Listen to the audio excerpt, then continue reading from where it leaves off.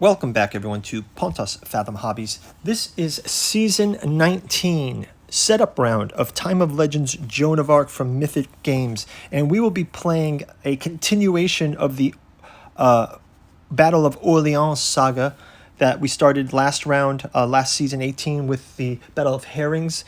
This season, we're going to be doing the Garrison of Saint-Loup from May 5th, 1429.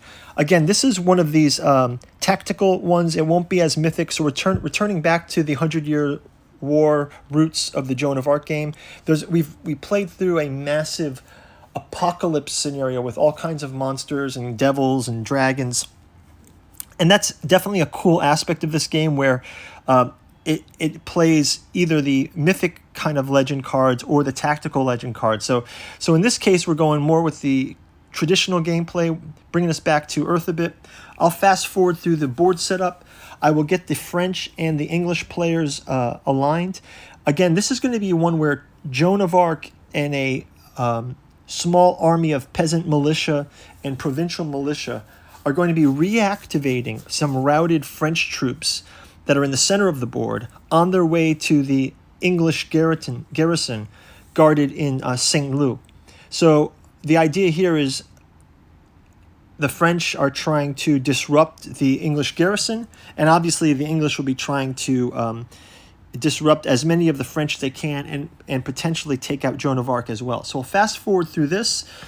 I'll also do some quick flyover of the miniatures. But yeah, we'll have on the Joan of Arc side, we have provincial militia, peasant militia, foot knights, impetuous knights, two-handed foot knights, crossbowmen, mounted knights, and Scottish pikemen. And on the English side, we'll have sergeant-at-arms, a heavy, standard sergeant-at-arms. We'll have four bowmen, pikemen, and two mounted bowmen. And then for civilians, will be citizens, apothecary, blacksmith, priests, and the merchant girl. So yeah, sort of I'm going to start trying to do some more high production values here. I know you guys have asked to see some better angles for some of the gameplay.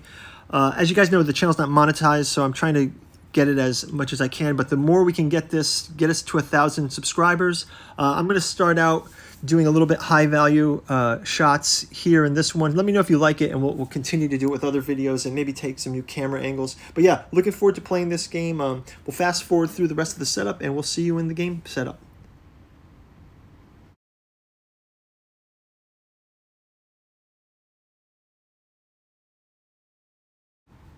So you can see in the left-hand corner there the three buildings and the walled garrison of Saint-Loup. We've got our English forces with the red basing.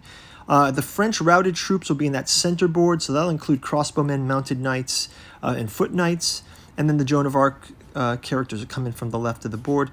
Just doing a quick zoom-in flyover. Here's the garrison there. Bowmen, mounted bowmen, sergeants at arms ready for battle. We've got our French routed troops. And finally, we'll just set up the battle board and two player boards, and we'll go through the rest of the scenario setup. Looking forward to playing this one. Thanks for joining us. Let's get into it.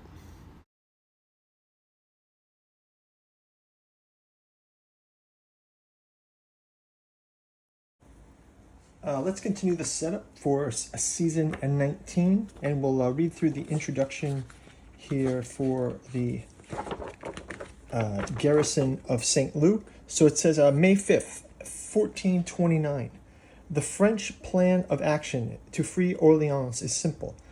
Pick off all the English garrisons one by one, beginning with the least defended. The Saint-Loup garrison, being the smallest, is the first to be attacked by the French. Despite their low numbers, the English managed to fend off the French and scatter their forces.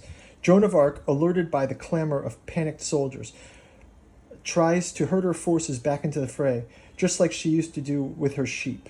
So, victory conditions here is a player with the most victory points at the end of the 6th round wins. The French player wins if 1 victory point for rallying a routed unit. Also, 2 victory points for each French unit in a village area at the end of the 6th round. English player gains 3 victory points if Joan of Arc is destroyed, 1 victory point for other French units destroyed, and 1 victory point for each French disrupted unit at the end of the 6th round. In case of the draw, the French player wins the game. So it has to be a decisive English player victory. So let's kind of take a look a bit at the setup. We've got Joan of Arc. Here's Joan of Arc here on the board. We got our mini of Joan of Arc. I can show her like this. Mini of Joan of Arc. She's set up here with the provincial militia and peasant militia, and she'll also gain the first round. There are also French forces here with mounted knights, Scottish pikemen, crossbowmen, impetuous knights, two-handed foot knights, and foot knights out here in the countryside. Then back into the garrison. Garrison has got the English player. We've got 3 buildings in the area. We've got a priest there. We've got a blacksmith. There are 4 bowmen. There are, let me just show you the English bowmen here, just quickly. As you guys know, we have some painting videos of these guys out there, so if you want to go check these out. Here's our English bowmen. We've got pikemen and mounted bowmen. There's also the mounted bowmen here. These are pretty cool.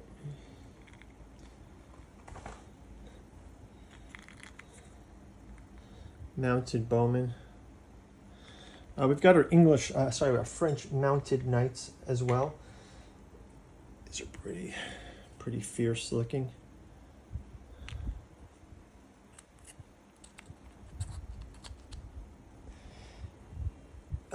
Then we go into, let's go into some extra rewards. So it says, for each player, 1 experience points for each enemy infantry unit destroyed, except peasant militia and provincial militia. So we're only talking about the high value sort of soldiers. 2 experience points for each mounted knight destroyed, and 3 experience points if Joan of Arc is destroyed. Now there's routed French units.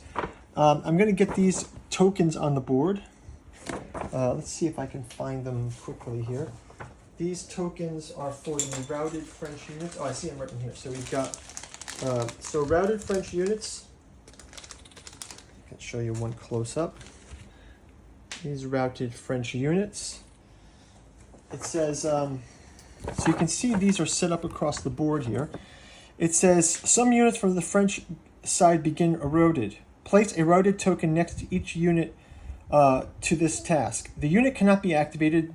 The unit can defend itself, and it can be rallied by Joan of Arc or the French player. So these are sort of out of play kind of at the start of the game. So what we have to do is bring them in play.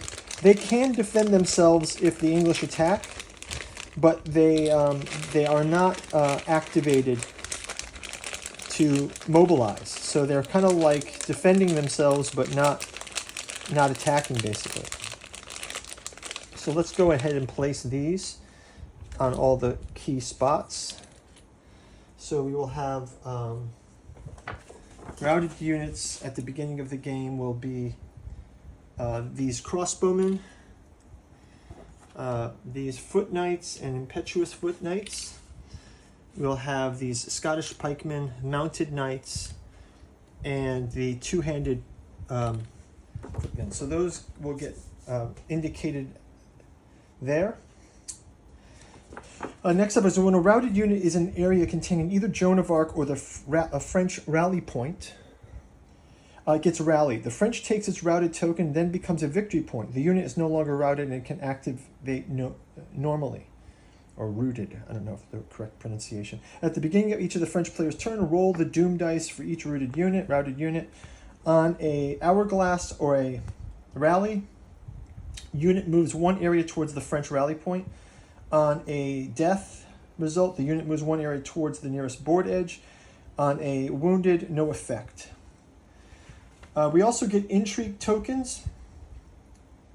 Each French unit destroyed gives an intrigue token, and we're able to play the Garrison of Saint-Loup intrigue. So we've got for the English player, we've got spirited, raid, and plunder. And for the French player, we've got back in action, counterattack, and reinforcements. So we'll keep track of that as we go along. And that is going to do it. So this is the second. This is the second in the in the, let's say, the campaign that sort of starts with the Battle of Herrings. So this is continuing the Siege of Orleans. This one will continue after the garrison of Saint-Loup that we're playing today. This one will lead into the Battle of Pétaille. And then finally, we'll wrap up in Troyes by Faith. So, yeah, looking forward to jumping into this.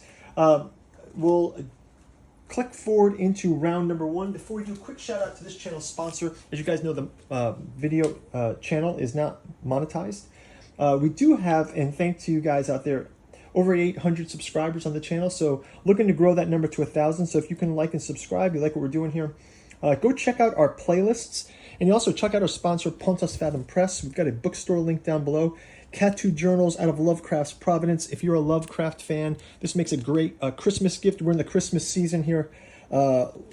Get this for yourself or someone who looks handsome on the shelf beside your Lovecraft books. And it is filled with Necromancy of Nyarlathotep, the Psychoanalysis of Rilya, Genealogy of Cthulhu, the Archaeology of Yog-Sothoth, the Hermeticism of Hastur, and the Alchemy of Azathoth. And then speaking of alchemy, we've got Alchemy and Anthroposophy in the Dune Saga. As you guys know, we play some Dune board games here as well.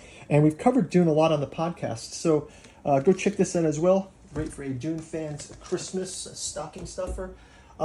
Speaking of the other channel, we do have a Patreon as well. So if you want to support us there for as little as $1, you can read through some of the introductory materials to these books. Also keep abreast of our gameplay for A Song of Ice and Fire, Joan of Arc, and we are, as you guys know, we've been playing Tainted Grail, Fall of Avalon. So we got some miniature paintings coming up. Looking forward to that. We're also going to be doing something special in the new year. So stay tuned in episode 1. I'll go into some of that, and we will see you in round 1. Thanks for watching. Take care. Bye-bye.